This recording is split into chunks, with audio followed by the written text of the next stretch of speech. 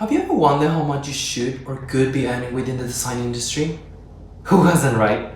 Although there is plenty of resources online, it is not an easy task to find specifics when you are a part of a developing economy, due to the lack of research, really.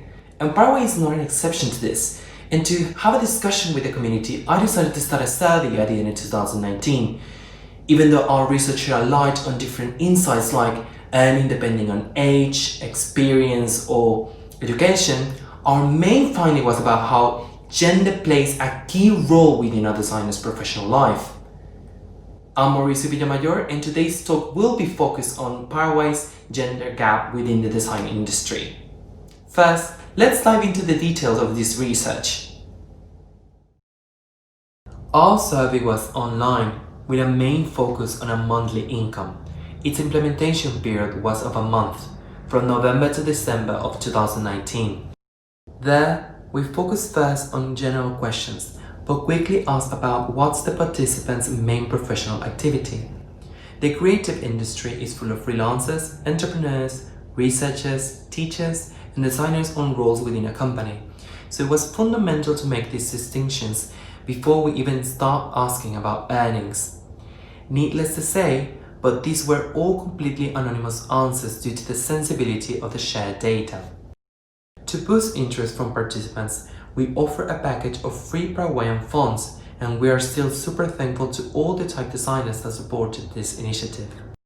At the end of our implementation, we got 530 answers from designers around the country, and we were able to determine the average salary depending on different demographic aspects, as well as their main activity.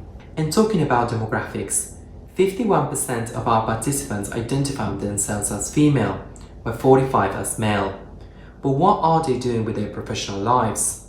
Well, around 55% of these designers work full-time within a company with a fixed monthly salary, while 8% do it part-time. 25% are freelancers that work for different clients, 9% are entrepreneurs that seek to innovate, and only 3% dedicate themselves to teaching, either on universities or schools. Now that we talk a bit about the research and key aspects, shall we move into the questions regarding gender? I think one of the most important things about discussing gender inequalities is that we should not only focus on the wages, but also think about what are the roles men and women perform every day, and what are the expectations society have on them. If we want to be simplistic, we could say that yes, there is a gender gap between men and women in Paraguay's design industry. Average monthly income for men are around $800, while women earn $648. That is a 19% difference. Although this is below the 25% national average in the pay gap, it is still a staggering number, isn't it? Especially if you compare it to percentages on more robust economies like the UK. But this is not the whole story, isn't it? What are these women and men doing within their jobs? How much time do they invest in their work? Does this gap still exist within different levels of education they might have? What design tasks are they performing every day? And what roles do they have within the companies they work for? Let's try to figure out these and see if the gap still exists. First, let's take a look at pay gap depending on how women and men make their income within the design industry. As we can see in the graphs, women earn less than their male counterparts in almost every professional category, with big gaps happening within freelancers and entrepreneurs, around 24% and 23% on each. Nonetheless, we can see that the women earn substantially more on average than men when it comes to teaching. But why is that? To understand this, it is important to know that in Paraguay, as in other countries, teachers are usually paid by hours in class, and the amount per hour varies depending on the academic level rather than having a fixed salary. So actually, it is more difficult than it seems to give a representative value of that work, as we need to know the value of the amount per hour to understand this. But nonetheless, it is still remarkable that women tend to earn more than men as teachers. Now, Shall we move to another category? For the subject of this talk and due to our time constraints, we will be mainly focused on full-time jobs, as that was the category with more responses within our survey. And to be quite honest, freelancers and entrepreneurs follow the same patterns.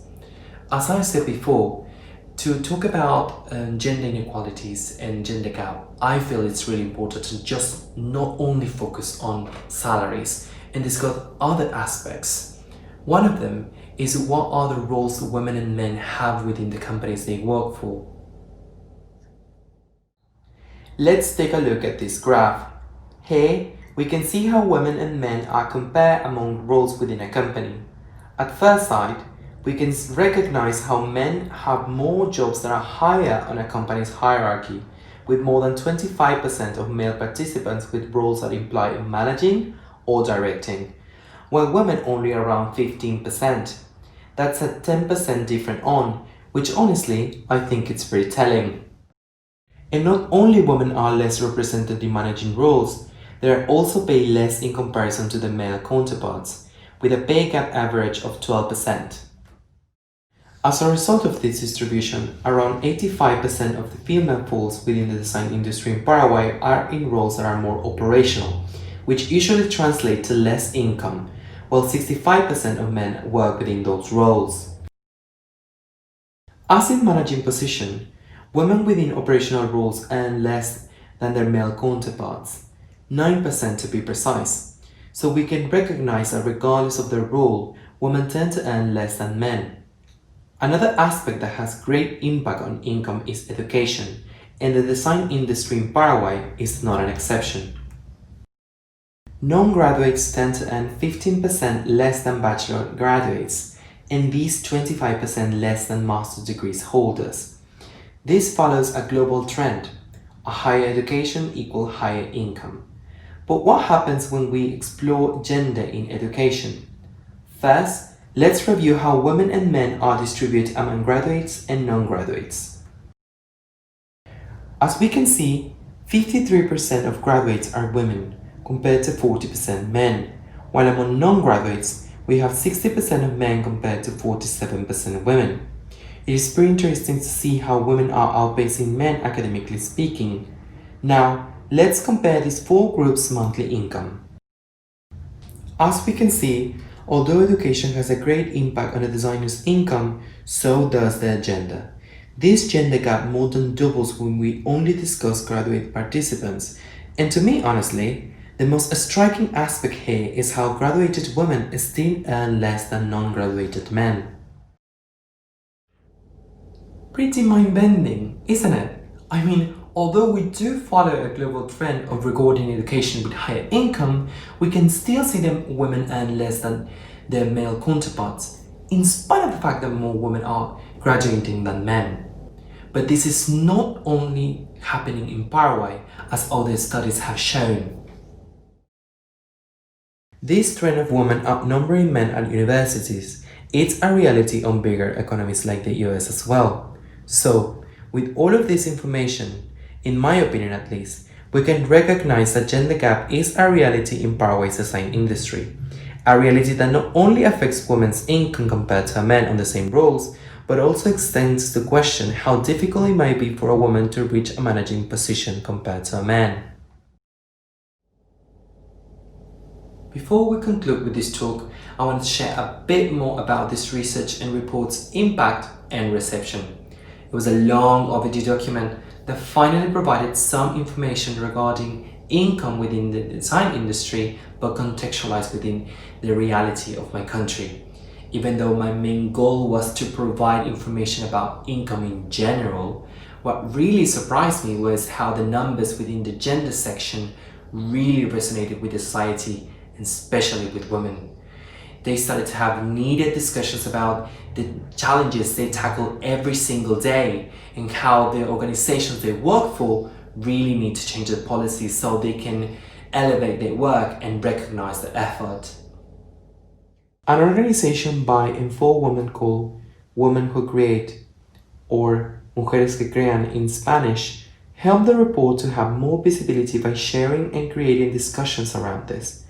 People on social media started sharing fragments on the report focused on the inequalities women have to handle on their professional lives. I even have a design studio owner who wrote to me to say that, due to the shared data within the report, that we're going to make structural changes to the policies of the company so that the women's work can be more prominent and more rewarded.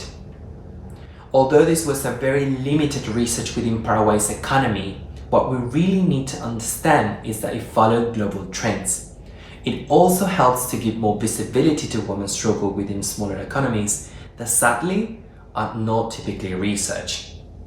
Hopefully, in the near future, we will be able to see more studies focused on graphic design and gender, especially coming from developing economies, that will help us to understand our reality better, have needed discussions, and make fundamental changes to our society so we can all live in a more equal place. Thank you.